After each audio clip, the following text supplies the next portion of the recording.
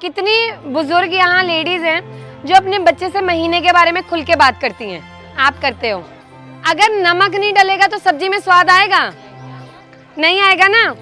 ऐसे ही हमारे शरीर का हर हिस्से के अपने मसाले हैं।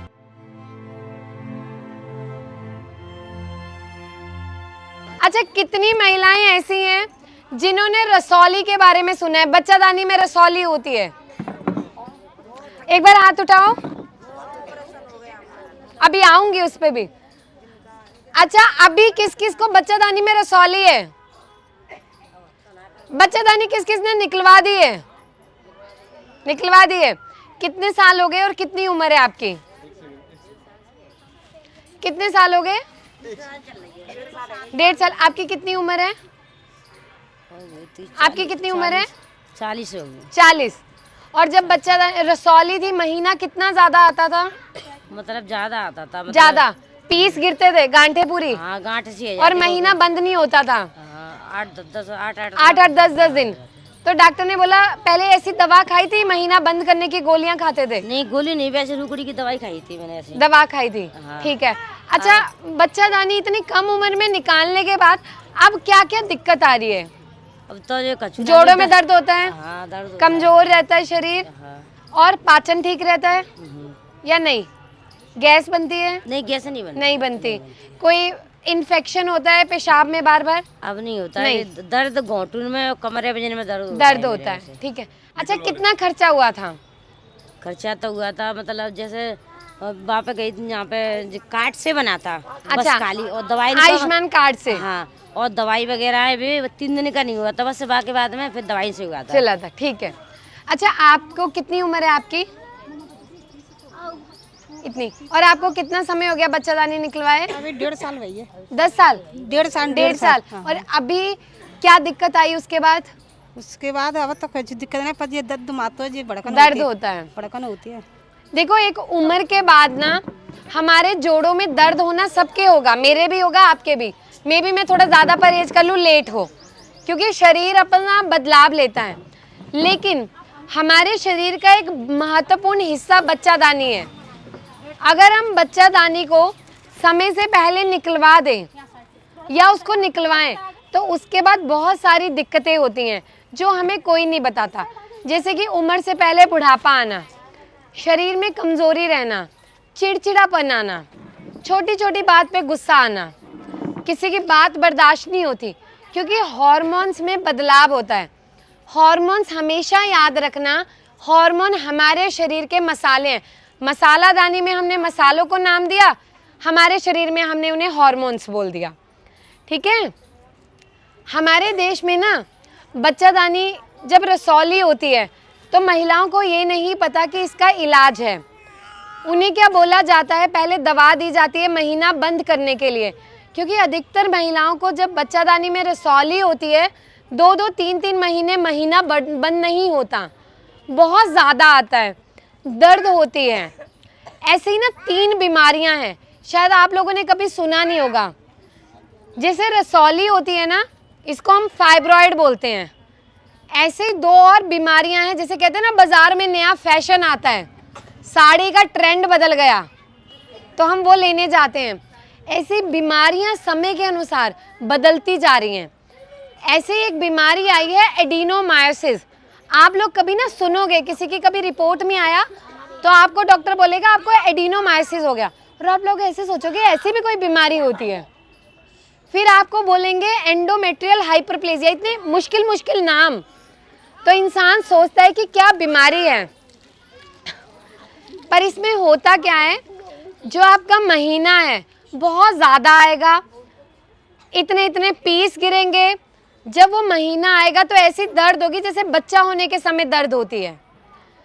तो जिस भी महिला को महीना चढ़ के मतलब ज़्यादा आता है, जामुन है गांव में, जामुन के क्या फ़ायदे हैं पता नहीं? डायबिटीज़ में और नहीं पता। अच्छा देखो, पहले के समय में अस्पताल होते थे, डॉक्टर होते थे, सब घर के वैद्य होते थे ना, घर पे करते थे ना। अब क्या हो गया, गैस हुई बेटा, गैस की गोली ला दे, सर दर्द हुआ बेटा एक हरे पत्ते वाली गोली दे दे, यही करते हैं ना। क्यों? हम आलसी हो गए। हम क्या शॉर्टकट ढूंढते हैं, अब हुआ तुरंत आराम मिले। हमारे शरीर में अपना काम करने की एक प्रक्रिया है। आज हम बच्चा पैदा करके नहीं सोच सकते मेरा मन कर रहा है मेरा बच्चा आज ही 10 साल का हो जाए, 10 साल लगेंगे बड़ा करने में। ऐसे ही हमारा शरीर है, इसकी अपनी काम करने की प्रक्रिया है। तो जिन भी महिलाओं को रसौली है उसमें जामुन बहुत ज़्यादा फायदा करती है। जिनको भी महीना ज़्यादा आता है या आगे आप किसी को बताओ तो आपने क्या करना है, जामुन के 2 पत्ते लेने हैं और 1 गिलास पानी में उसको उबालना है, ठीक है। जब वो आधा रह जाए सुबह खाली पेट उस पानी को पीना है। इससे जो दर्द होता है ना बहुत ज़्यादा और ज़्यादा आता है वो रुक जाएगा, ठीक है। गोंद के लड्डू, गोंद कतीरा तो सबको पता है, सब खाते हैं, ठंडक देता है ना। तो जो हमारा महीना ज़्यादा आता है वो हमारा रजो विकार है। रज यानी खून, पित्त बढ़ा है बॉडी में, पित्त का शमन करना है। उसके लिए आपको क्या करना है, गोंद कतीरा लेना है, रात को भिगो दो, अगले दिन उसको नींबू पानी बना के ले लो, ऐसे खा लो, गुड़ के साथ ले लो, शक्कर के साथ ले लो, लेकिन लेना है। इतनी बीमारियां समझ आई? इसमें किसी को कोई दिक्कत नहीं? इसमें कोई दिक्कत? समझ आ रहा है? आज कोशिश करना जो मैंने समझाया ना, अपने आसपास महिलाओं को समझाओ। एक महिला अगर एक घर बना सकती है ना तो अपने गांव का विकास कर सकती है। अगर आज हमारे देश में गांव की 10 महिलाएं आगे बढ़कर सिर्फ अपने गांव में बदलाव लाने की कोशिश करेंगी ना तो क्या मतलब 2 महीने में पूरे गांव का नक्शा बदल सकती हैं। अगर एक महिला एक कुर्सी से एक पूरा घर बना सकती है, ठीक है, अगर उसके घर में एक चादर है वो परिवार को पाल सकती है उसी में, तो क्या एक महिला एक गांव का विकास नहीं कर सकती? तो जो आप सीख रहे हो ना हमेशा सिखाओ आगे, ठीक है, कोशिश करो। अच्छा अब आते हैं जो आप रोजमर्रा की जिंदगी में बीमारियां हैं। एड़ियां फटना, किसकी एड़ियां फटती हैं? अच्छा क्या करते हो? कितने लोगों ने एड़ियां फटने में मोमबत्ती का मोम भरा है? अच्छा बताओ कितनी महिलाओं ने एड़ियां फटने पे मोमबत्ती का मोम भरा है?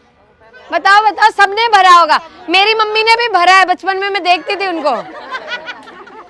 तब मैं डॉक्टर नहीं थी पर मैंने उनको देखा है, मोमबत्ती का मोम पिघला के एड़ियों में भरते थे। बहुत फायदा होता है ना, होता है ना।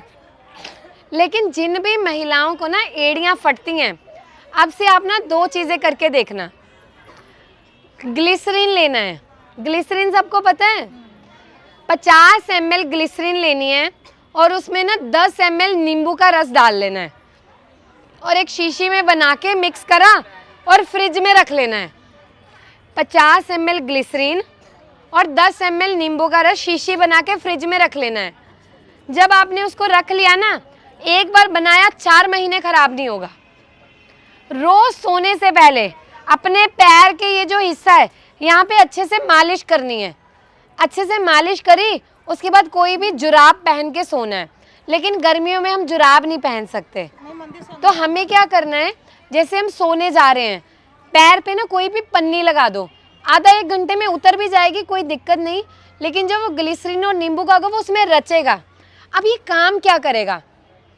हम दवा लगाते हैं, जब दवा उसको कुछ दिन भरती है फिर वैसे करती है, तो इसका काम क्या है? अब ये क्या करेगा, जो आपकी वो परत है जो उसमें रूखापन है, क्यों फटती हैं? क्योंकि उसको तत्व नहीं मिल रहे, उसके अंदर तेल उतनी मात्रा में नहीं मिल रहा, तभी तो वो रूखी होके फट रही हैं। तो ये उसको अंदर से गीलापन देगा, उसको तत्व देगा, तो वो जो फट रही हैं वो धीरे धीरे करके कम होना शुरू हो जाएंगी, ठीक है। एरंड के पत्ते किसको पता है? अरंडी का तेल, अंडी का तेल, अंडी का तेल, अंडी के पेड़ बहुत सारे लगे होंगे गांव में, तो बहुत सारे होते हैं, बहुत लगे हैं ना। कौन कौन उसके पत्तों का इस्तेमाल करता है? कोई नहीं, पेट में सूजन के लिए, उसके लिए। अच्छा सुनिए, अंडी के पत्ते ना बहुत फायदा करते हैं। जैसे उन्होंने बताया, जिसके पेट में दर्द है, महीने के दौरान दर्द है, आपने सिर्फ अंडी के पत्तों को तवे पे हल्का गर्म करके अगर आप अपने पेट पे बांधते हैं तो दर्द में तुरंत आराम मिलता है। जिनके भी एड़ियां फटती हैं, आप रोजाना रात को अंडी के तेल से मालिश करो और उसके बाद अंडी के पत्तों को वहां पे बांध के सो जाओ। कुछ ही दिनों में आपकी एड़ियां फटना बंद हो जाएंगी। और जो उसमें घाव बनते हैं ना, खून निकलता है, होता है ना, किस किस के साथ होता है कि खून निकलने लग जाता है, इतनी इतनी गहरी बन जाती हैं, उनमें ना आप एरंडी के पत्तों का लेप, ग्रीस, हाँ, अच्छा ग्रीस भरते हो, मलाई से, मलाई बढ़िया काम करती है, ठीक है। अच्छा सुनिए, अब क्या करना है, जिनको भी एड़ियां ज्यादा फट के अंदर तक क्रैक बनते हैं ना, आपने लगातार 15 से 20 दिन एरंडी के पत्ते लेने हैं, उसका घोल बनाना है, उसको थोड़ा सा गर्म करके एड़ियों में भर लेना है और उसके बाद किसी भी कपड़े से बांध के सो जाना है। इसको लगातार करना है। 1-2 दिन आपको ऐसे लगेगा कि जिसको घाव है उसमें लगेगा, थोड़ी चुभन होगी, पर वो धीरे धीरे घाव को भरेगा। और जब आप ठीक हो गए उसके बाद भी हफ्ता भर लगाओ ताकि वो दोबारा ना बने, ठीक है। हाँ, जिसकी बार बार फटती हैं, ठीक है।